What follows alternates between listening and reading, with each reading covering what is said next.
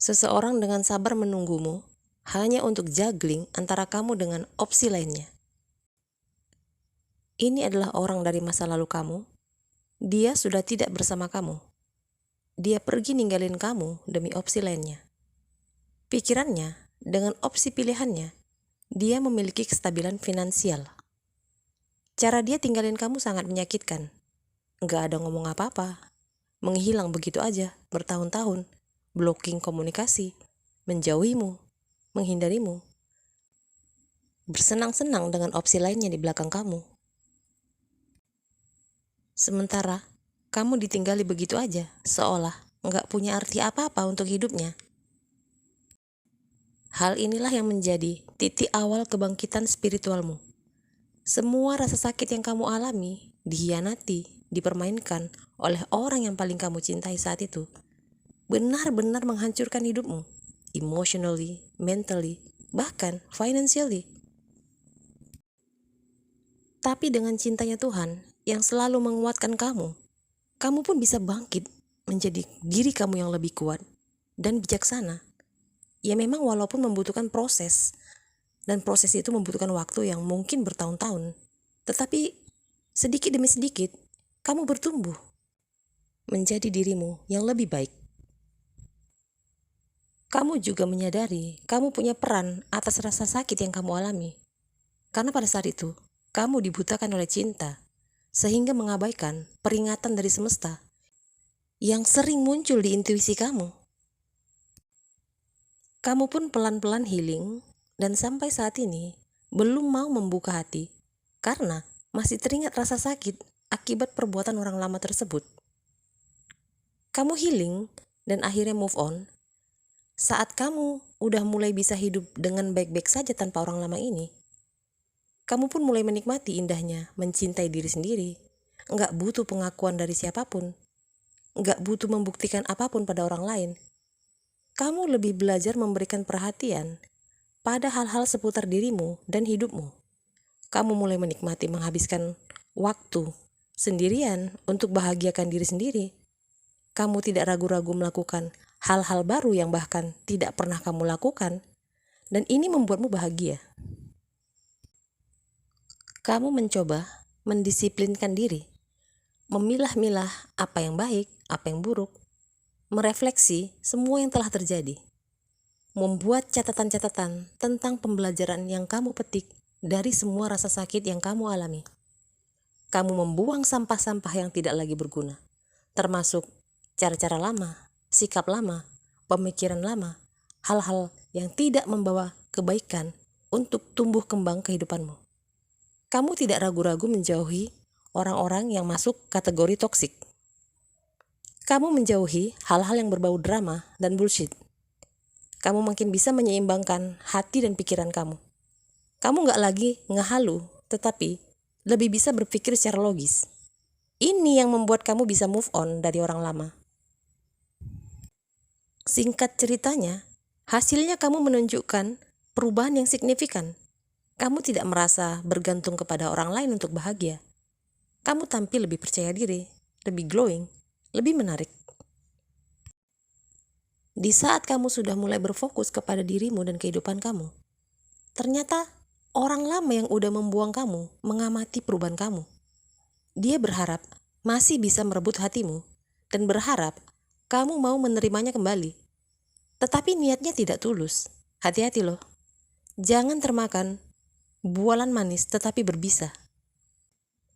Dia mungkin datang dan akan memberimu penawaran untuk rekonsiliasi atau memberikan komitmen. Tetapi sebenarnya dia tidak benar-benar komit pada kamu saja. Dia tidak punya niat melepaskan opsi lainnya, tetapi berupaya membuatmu menerimanya lagi, hanya untuk dia juggling lagi dengan opsi lainnya. Ini orang rada-rada narsis. Dia tahu dia udah sangat menyakiti hati kamu. Makanya, dia nggak berani lepasin opsi lainnya untuk memberikan sesuatu yang solid kepadamu. Dia nggak yakin kalau kamu mau terima dia lagi. Dia malah halu sendiri kalau kamu terima dia hanya untuk ninggalin dia karena rasa sakit hati kamu. Sadar betapa buruk perlakuannya kepada kamu, tetapi ternyata tidak cukup sadar untuk berubah. Dia pikir kamu itu tong sampah yang siap nampung segala sampah yang dia bawa dari kehidupannya, dealing dengan opsi-opsi lainnya. Setelah semua perbuatannya kepada kamu yang dia tahu sangat menyakitkan, sampai hatinya ini orang narsis berupaya masuk lagi ke kehidupan kamu hanya untuk juggling lagi. Kata maaf darinya pun sebagai bentuk ketulusan atas luka yang dia berikan ke kamu mungkin tidak pernah kamu terima. Sebagian dari kamu udah gak berharap apa-apa darinya. Sudah hilang rasa percaya, rasa cinta, semua udah dihancurkan. Yang tersisa hanya memori. Itu pun mulai kamu kubur sebagai masa lalu. Padahal, andai saja dia benar-benar berubah, ada sebagian dari kamu yang masih mau memberi dia kesempatan. Tetapi ini orang narsis, tidak bisa hidup tanpa suplai energi. Dia gak bisa hidup sendiri. Dia selalu butuh banyak perhatian, banyak opsi untuk mainannya. Mata duitan pula. Apa-apa selalu diukur berdasarkan uang. Sangat peduli pada tampilan luar semata dan tidak menghargai hati orang lain. Semesta coba mengingatkan kamu untuk hati-hati jika orang ini datang lagi ke dalam kehidupan kamu. Dia masih menyembunyikan opsi lainnya. Jangan sia-siakan healingmu dari rasa sakit yang dia beri di masa lalu. Jangan terulang lagi siklus yang menyakitkan itu. Namun, jangan pula kamu menutup hatimu terhadap orang lain. Karena tidak semua manusia busuk seperti orang lamamu itu. Masih ada orang yang baik di luar sana dan tulus. Tapi jangan abaikan lesson yang udah kamu petik. Saatnya membuka hatimu lagi. Kamu berhak untuk merasakan mencintai dan dicintai. Jika bertemu dengan orang baru, tetapi energinya mirip mantanmu, hati-hati, dengarkan intuisimu. Sampai kamu memahami kenapa hal-hal tertentu kerap terjadi, sampai kamu dapatkan lesson dari sana. Jika tidak, hal yang sama akan terus terulang kembali. Sebagian dari kamu, ada yang masih perlu melanjutkan healing inner child, menyembuhkan anak batin kamu. Duduklah dan tuliskan semua hal-hal traumatik yang pernah kamu alami di dalam hidupmu. Kembali ke pikiran kamu dan maafkan orang-orang yang sudah memberikan kamu trauma. Maafkan juga dirimu yang sudah mengalami trauma itu, kemudian lepaskan. Lakukan ini dengan rasa cinta. Ini akan membawamu untuk bisa merasakan cinta yang tidak pernah kamu rasakan, yaitu cinta diri. Ada juga sebagian dari kamu yang perlu healing tentang family issue, family trauma, atau family bond. Pastikan kamu healing bagian ini.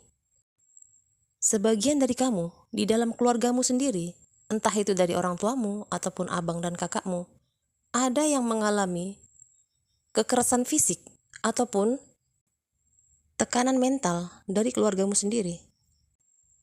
Kamu mungkin selalu didikte oleh orang-orang yang lebih tua ataupun lebih sukses dari kamu. Dan kamu dianggap tidak bisa melakukan apa-apa. Kamu dianggap selalu membutuhkan mereka untuk bisa bangkit. Dan ini membunuh karakter kamu dan memberikan trauma di dalam batinmu. Ada di antara kamu yang merasakan kurangnya kasih sayang dari sosok seorang ayah ataupun ibu. Bisa jadi karena orang tua kamu terlalu sibuk bekerja, atau bisa jadi karena orang tua kamu memiliki terlalu banyak anak sehingga tidak fokus kepada satu orang tertentu. Dan kamu termasuk orang yang merasa diabaikan dan tidak pernah diperhatikan, bahkan tidak pernah dianggap ada. Kamu yang seharusnya merasa bahagia mempunyai banyak abang ataupun kakak atau saudara-saudari, justru kamu merasa tertekan dengan perlakuan mereka yang terkadang cenderung semena-mena. Batin kamu ingin speak up, tetapi lagi dan lagi suara kamu itu seakan tidak pernah didengar. Apalah kamu, anak kecil tahu apa? Kurang lebih begitu. Ada juga yang mengalami pelecehan seksual dari pihak keluarga sendiri, tetapi kamu tidak merasa mempunyai keberanian untuk mengatakan kejadian itu kepada saudara-saudara yang lain ataupun kepada orang tua kamu. Karena kamu tahu mereka tidak pernah mendengarkan keluhan kamu. Saya bisa merasakan betapa sakitnya batin kamu yang seharusnya dilindungi oleh saudara kamu, tetapi malah mengalami pelecehan seksual. Dan kamu hanya bisa memendam itu semua seorang diri. Sangat sakit. Tetapi mau tidak mau, kamu harus bangkit, keluar dari trauma itu. Karena hidup kamu terus berlanjut. Di keluargamu, baik orang tuamu maupun saudara-saudaramu yang lain yang tidak tahu apa yang kamu alami. Mereka hanya menilai perubahan sikap kamu cenderung nakal. Kamu anak yang gak bisa diatur. Kamu anak yang liar. Padahal mereka tidak tahu siapa yang sudah merusak batin kamu. Adalah orang dalam sendiri. Tetapi kamu hanya bisa memendamnya. Untuk kamu yang mengalami pelecehan seksual, baik itu dari keluargamu sendiri ataupun dari orang lain, ingatlah, kamu tetap berharga di mata Tuhan. Jangan peristiwa ini membuatmu merasa kamu kotor. Orang-orang yang berbuat itulah yang kotor, yang merusak hidupmu. Kamu harus bangkit dari sana. Kumpulkan kekuatanmu.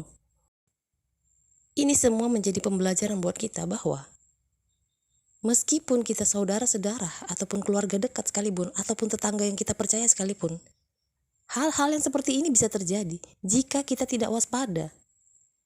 Maka kita perlu untuk lebih bisa menjaga diri.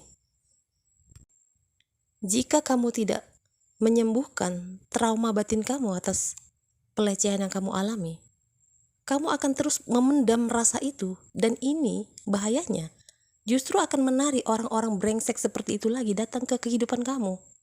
Ini makanya spirit mau kamu healing. Maafkan semua yang sudah terjadi, maafkan dirimu, maafkan si brengsek-brengsek itu. Kamu berhak untuk bahagia dengan lebih dulu healing dari trauma-trauma itu. Ayo bangkit, mari kita sama-sama healing. Tidak mudah, tetapi itu adalah pilihan kita. Jika kamu terus membawa trauma itu di dalam hidup kamu, kamu bisa stuck di sana for the rest of your life. Itu sebabnya kenapa kita selalu diminta untuk be present. Ingat, di masa sekarang. Kamu ada di masa sekarang. Sakitmu itu ada di masa lalu. Itu sudah tidak ada lagi. Andai kamu bisa sembuh dari sana, melepaskan itu, kamu tidak akan lagi merasakan sakitnya. Maka perlu healing, my dear. Jika kamu menganggap hal ini terlalu tabu untuk dibahas, dan kamu tidak mempunyai satu orang pun yang bisa kamu percaya untuk menjaga rahasiamu ini, kamu bisa tuliskan segala rasa sakit kamu di dalam sebuah buku. Kemudian, kamu bakar.